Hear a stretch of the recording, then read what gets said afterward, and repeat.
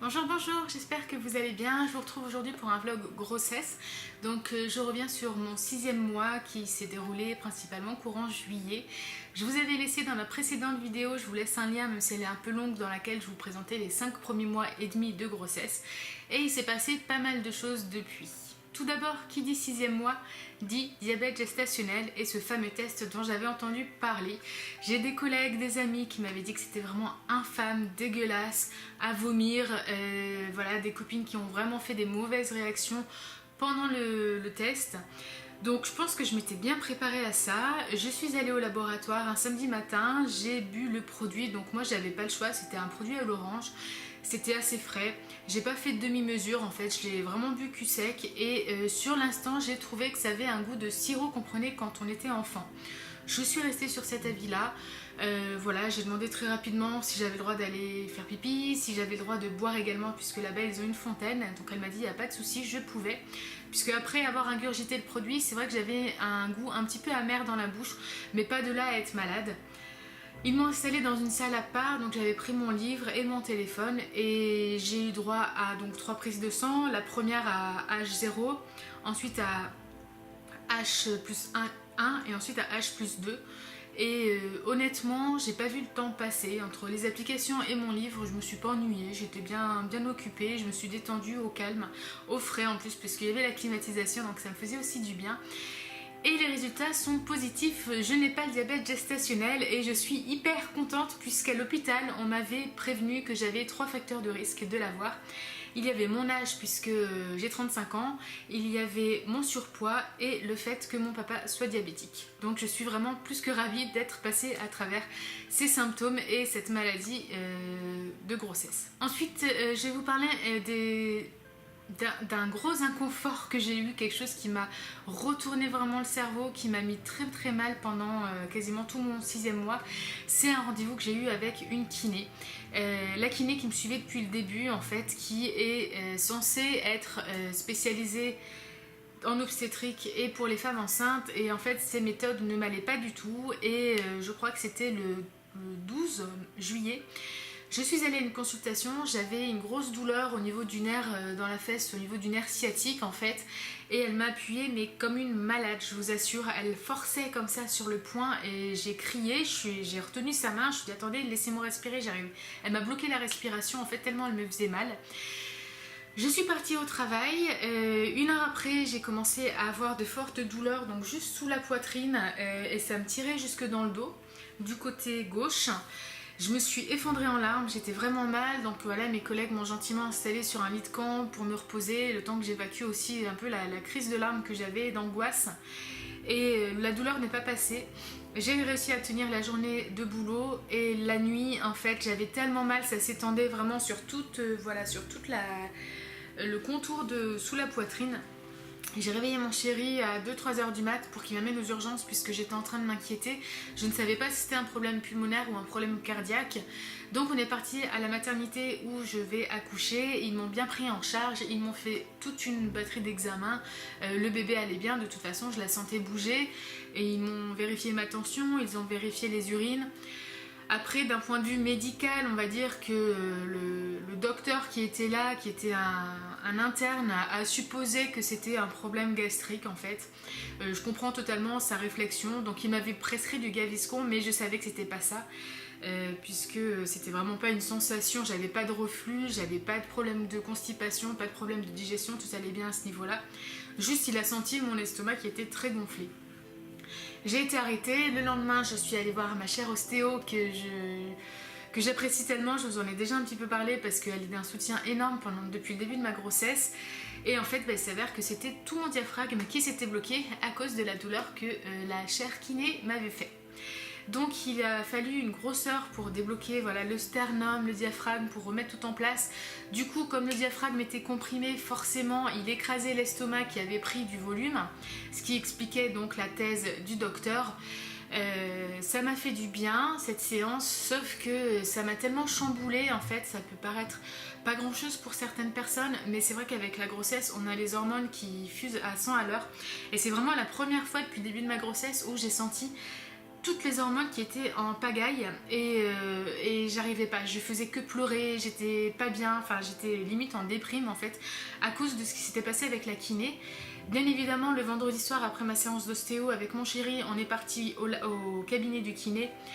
Je me suis exprimée auprès de ses collègues pour demander de changer de spécialiste puisqu'elle ne me convenait pas, ses horaires ne me convenaient pas, c'était très tôt le matin, ça me stressait aussi et ces techniques n'étaient absolument pas faites pour moi. Donc je suis passée auprès un autre kiné qui lui est plus spécialisé en médecine du sport, mais en tout cas qui a bien compris que j'avais surtout besoin de me détendre, donc il me faisait des massages très doux, puis après j'allais à la piscine pour faire de la relaxation avec les jets d'eau, etc.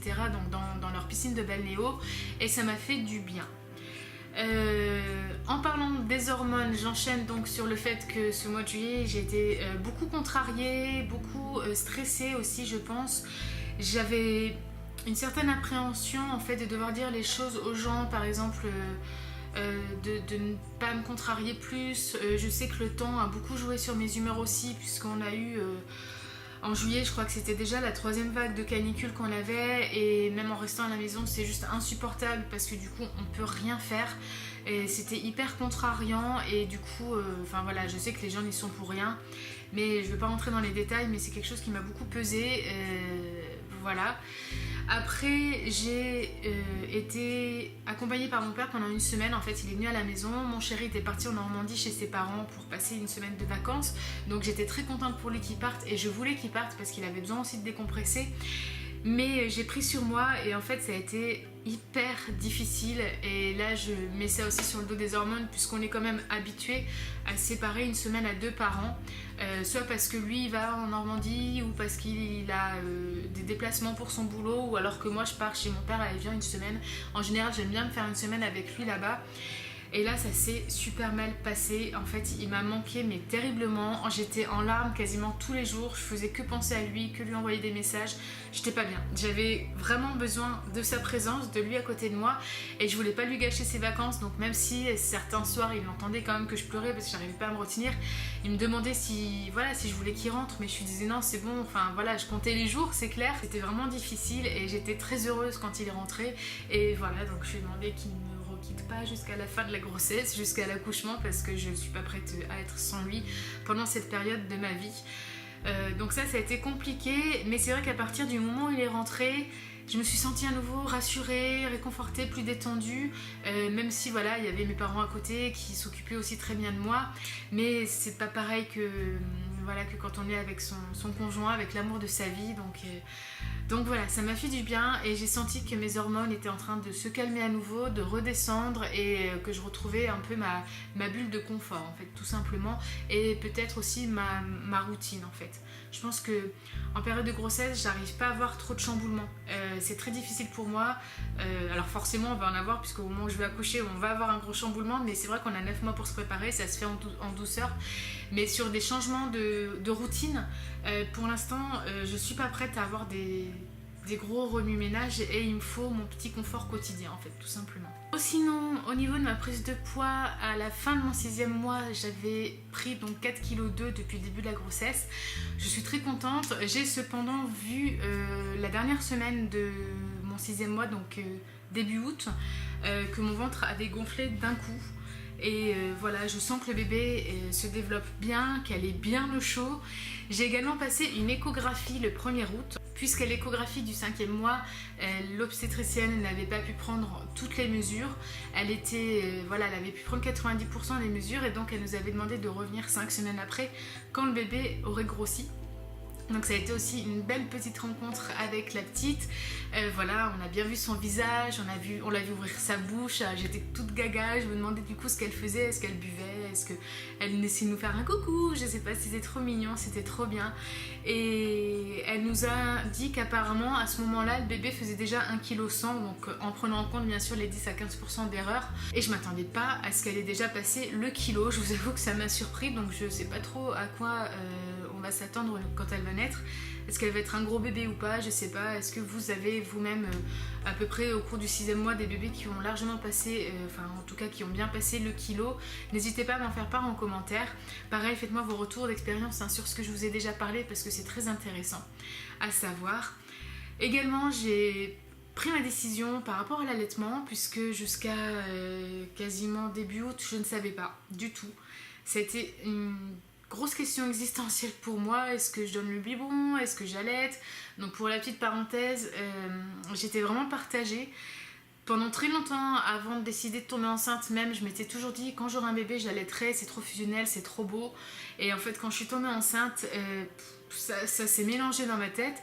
Je pense que je voyais la peur de ne pas assez dormir, principalement, puisque mon chéri étant un couche-tard, je me disais qu'il aurait pu donner les biberons la nuit et moi être au taquet le matin et dans la soirée et le reste de la journée. Et je me sentais pas prête pour d'autres raisons un peu plus intimes. Je n'en parlerai pas ici parce que je sais que des membres de ma famille peuvent regarder cette vidéo et que ça me gêne, tout simplement. Mais voilà, vous aurez tous compris, j'imagine. Sinon, on en reparle en message privé volontiers, sans problème par rapport à ça. Et du coup, je sais pas, le fait qu'il y ait eu mon père avec moi pendant une semaine, j'ai parlé d'autre chose, j'ai pensé à autre chose, ça m'a fait du bien quand même, même si on parlait du bébé et puis de la préparation, etc. Mais j'ai pas pensé du tout à allaitement, biberon, allaitement, et ma décision s'est faite petit à petit. Tout d'abord par le fait que au moment de l'accouchement, j'aimerais avoir le bébé peau à peau et lui donner la tétée d'accueil. Et après, je me suis dit pourquoi pas peut-être faire l'allaitement mixte et puis voir si je m'adapte, si elle s'adapte également au sein. Et si on s'adapte pas l'une ou l'autre, on passera au biberon. En fait, ça s'est fait comme ça. Et après, je me suis dit bon bah voilà, je vais tester, j'aurai pas de regrets. Si ça marche pas, je passe au biberon, ce sera pas grave. Au moins, j'aurai essayé. Mais ça a été très compliqué. Donc on m'a prêté un livre sur l'allaitement, je n'ai pas encore regardé. Et voilà, je me documenterai un petit peu là-dessus. Et voilà, on m'a surtout dit qu'il ne fallait pas que je me décourage dès les premiers signes difficiles, dès les premières complications. Si c'est vraiment ce que je voulais, il y a toujours des solutions et un apprentissage à faire par rapport à l'allaitement. Mon ventre a pas mal bougé, en fait j'ai commencé à avoir des vagues, je la sens beaucoup la journée, tout, c'est super top. Je vais passer très rapidement parce que là ça fait déjà 2 semaines que j'ai entamé le 7e mois, donc je voudrais pas mélanger un petit peu les 2 mois. Mais en tout cas je la sens beaucoup la journée, très peu la nuit. On dort au même rythme en fait, j'ai l'impression, ou alors elle bouge la nuit et je dors profondément quand j'arrive à dormir et du coup je la sens pas spécialement. Et sinon depuis le début de la grossesse, les nuits je me réveille 2 fois à peu près, ouais, pour la pause pipi. Je me réveille aussi à chaque fois que je dois me retourner puisque j'ai mal au dos, donc j'ai mon coussin d'allaitement à mettre d'un côté, de l'autre, etc. Bon, c'est des préparations, je me dis, pour les nuits qui seront coupées dans quelques mois maintenant. Et voilà, je crois que c'est à peu près tout sur mon 6e mois. J'essaierai quand même de vous mettre une photo si j'en trouve une, à peu près que j'ai pris courant du 6e mois pour vous montrer l'évolution du ventre. En tout cas, ça a été un mois assez mitigée parce que autant j'étais contente parce que je sentais bien le bébé, c'était génial, mais autant ça a été très compliqué au niveau des douleurs de grossesse, que ce soit le dos, que ce soit donc l'histoire avec la kiné qui m'a beaucoup chamboulée, que ce soit mes hormones qui étaient complètement parties en vrille, les chaleurs qui étaient encore là et qui le sont toujours à l'heure où je tourne cette vidéo. Voilà, ça a été pas forcément la grosse joie. J'ai passé l'été à la maison, je peux pas bouger, puisque de toute façon j'ai tout le temps, j'ai 2 à 3 rendez-vous par semaine, soit chez l'ostéo, chez le kiné, ou voilà, ou pour des examens, etc. Et du coup, vu que je suis plutôt immobilisée à cause de mon dos, je peux pas non plus me permettre des gros voyages. C'est un petit peu compliqué, donc je passe du temps à la maison, mais j'en profite pour continuer mes lectures, puisque voilà, c'est quand même ma passion et que j'aimerais bien ne pas l'arrêter pour autant. Et j'essaie du coup de me mettre à jour dans mes romans que j'ai depuis un petit moment qui traînent, notamment les services presse. Ça, je vous en reparlerai sur une vidéo spéciale. C'est à peu près tout ce que j'avais à vous dire sur ce 6e mois. Donc là, je vous tourne la vidéo, j'en suis à 7 mois et demi. J'essaierai d'être plus ou moins à jour pour la fin du 7e mois, pour la mettre en ligne. Donc si j'y arrive, vous verrez mon bilan du 7e mois autour du 10 septembre. Et comme ça, on reprendra un rythme régulier pour la fin des vidéos. En tout cas, je vous remercie également tous d'avoir mis autant de commentaires sur ma première vidéo. Je pensais pas que vous alliez être aussi nombreuses à la regarder, donc ça me touche énormément. Ça me fait beaucoup de retours et du coup ça m'encourage à continuer de faire ces vidéos parce que c'était un petit peu un risque en disant est-ce que je partage pas. J'avais envie, mais il y a toujours de la crainte que ça ne vous plaise pas, vu qu'à la base c'est une chaîne plutôt axée littérature. Mais du coup voilà, je voulais donc vous remercier du fond du cœur de votre soutien, de vos gentils messages et de ces échanges de partage que l'on fait très régulièrement.